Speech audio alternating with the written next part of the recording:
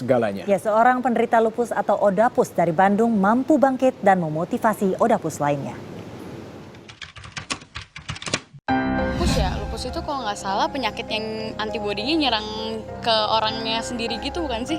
Penyakit lupus itu ya penyakit kulit ya. Saya kurang tahu itu, iya. Penyakit lupus kurang begitu tahu, iya. Pernah dengar ya, cuman pernah ngeliat orang sakit lupus aja gitu. Dari berbagai pemeriksaan yang telah dilakukan tadi, saat ini Ibu terdiagnosa sebagai penyandang penyakit autoimun. Kalau kita bertemu seorang ODAPUS, seringkali kita tidak melihat keanehan dalam dirinya. Karena dalam keseharian, ODAPUS itu ya seperti layaknya orang biasa. Kebanyakan adalah wanita aktif usia produktif, 15 sampai 45 tahun. Lupus atau sistematik lupus erythematosus merupakan penyakit mematikan yang hingga kini belum diketahui obatnya. Menurut data Yayasan Lupus Indonesia YLI, kematian akibat lupus meningkat 60% dalam 20 tahun terakhir. Di Pulau Jawa sendiri terdapat sekitar 8.000 orang dengan lupus atau ODAPUS. Lupus menyerang sistem imun seseorang. Imun yang seharusnya melindungi tubuh dari bahaya justru menyerang sistem dan organ tubuh. Hal inilah yang mengharuskan ODAPUS mengkonsumsi obat dalam jangka panjang, bahkan seumur hidup. Konsumsi obat dalam jangka panjang inilah yang menimbulkan dampak sosial, ekonomi, dan kesehatan yang cukup berarti bagi para ODAPUS.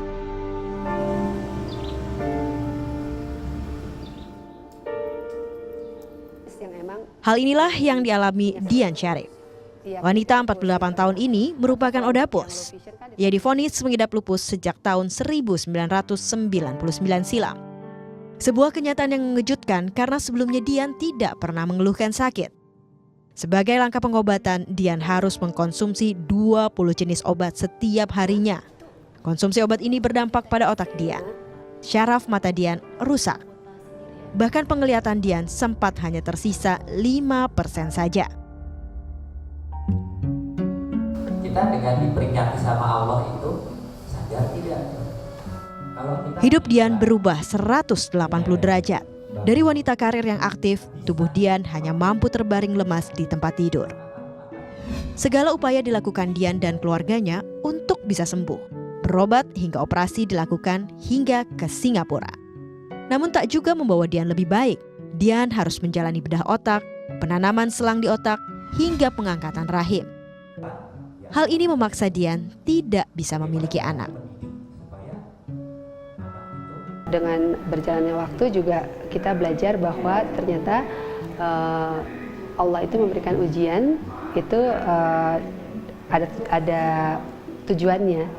Dan ketika sekarang justru kita bersyukur bahwa anaknya gak cuma satu, tapi banyak sekali. Dan itu memang anak-anak yang justru membutuhkan perhatian. Tak ingin terpuruk, Dian justru bangkit.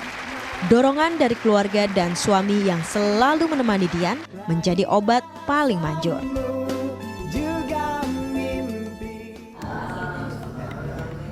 Ya, dialah Eko Pratomo, laki-laki yang terus menyemangati dan menemani keseharian Dian di saat sakit sekalipun. Buat saya dia bukan cuma sekedar istri ya, dia juga banyak memberikan pelajaran hidup buat saya, terutama setelah dia sakit.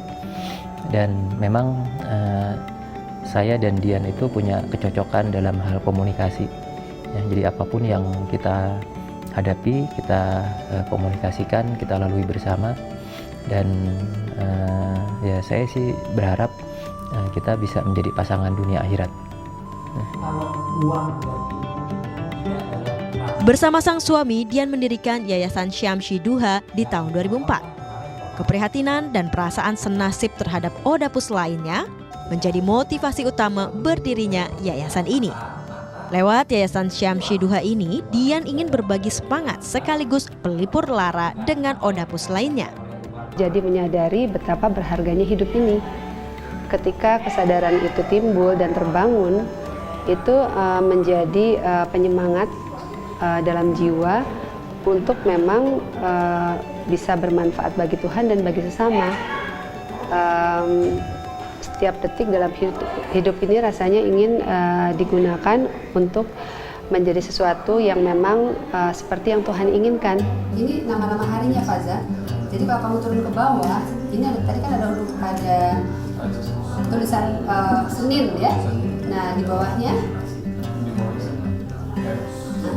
Tidak hanya bagi Odapus, Yayasan Syamsi Duha ini juga memberi pelatihan bagi para penyandang low visions atau lovis. Sebutan bagi mereka yang terus kehilangan penglihatannya. Keberadaan YSD memberi harapan bagi para penderita lupus. Bukan sekedar yayasan pengobatan semata, di sini mereka bisa berbagi, bertukar pikiran, hingga saling memberi dukungan.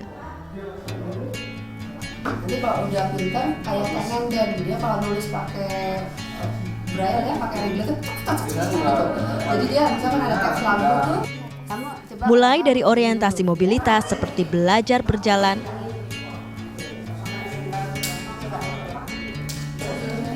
bergerak, pakai lagi. Nah, itu kamu rasakan ya, rasakan ada perbedaan ketinggian lagi. Sambil naik. Oke, 1, 2. latihan yoga, spiritual healing atau tafakuran, hingga latihan penggunaan alat bantu penglihatan dengan metode talking computer. Semua jerih payah Dian terbayar saat yayasan yang didirikannya mendapat penghargaan internasional.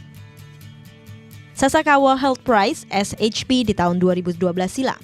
Sebuah penghargaan bagi yayasan atau LSM karena kiprahnya dalam merintis berbagai inovasi dan kegiatan di bidang kesehatan. Keberadaan yayasan ini seakan memberikan secercah harapan bagi lovis dan Odapus.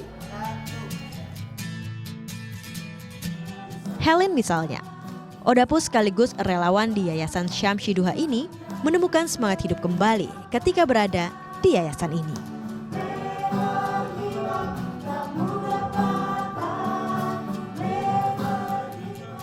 Dulu juga saya mengalami seperti itu, mengalami masa-masa denial, mengalami masa-masa yang depresi, tapi saya bisa bangkit dengan semangat dan motivasi, dan itu mungkin yang ditularkan pada Odapus yang lainnya. Takut salah gitu kan, sama juga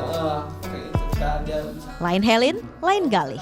Pemuda 26 tahun ini mulai kehilangan penglihatannya di usia 19 tahun. Ia harus merelakan predikatnya sebagai mahasiswa Universitas Padjadjaran karena gangguan penglihatan. Namun sejak bergabung dengan YSD, ia lebih pasrah dalam menerima kenyataan hidup. Melihat Budian Sarip, Ketua Syamsi Duha Foundation ini penuh semangat, itu mungkin saya juga menjadi termotivasi untuk bisa lebih semangat. Terus manfaat lainnya, saya banyak mendapatkan ilmu di sini, terutama ya ilmu-ilmu tentang bagaimana hidup gitu ya.